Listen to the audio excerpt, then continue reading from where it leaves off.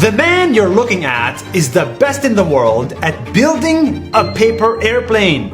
Yes, the paper airplane we all tried to do as kids. This guy does it professionally.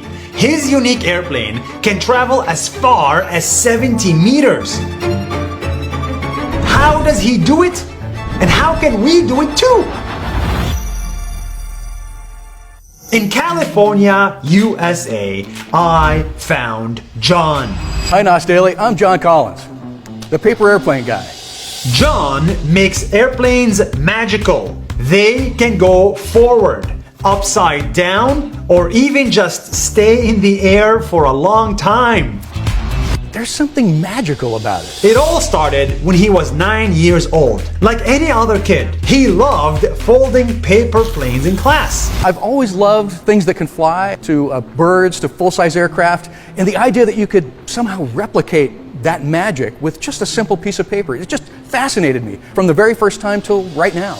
But when most kids stop when they get older, John kept going. Most people are just going to throw away casually. You could take that and turn it into a flying machine. And from very early on, that to me was magic. And while others saw boring old paper, John saw an opportunity to create.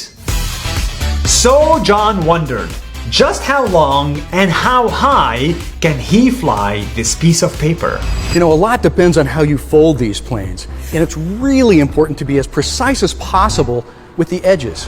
That's why for 40 years, he's been learning how a real plane flies, so he could copy the same physics in paper. Most people don't realize that each little paper airplane throw is like a science experiment, and that you can actually do science with these paper airplanes. Plane after plane after plane, they got better and higher, until one day he beat the Guinness World Record, 69 meters in 24 seconds.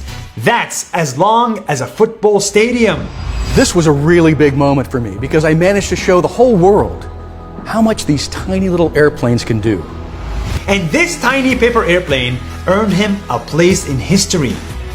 I made the world record plane with just 8 simple folds, and I named it after my wife, Suzanne.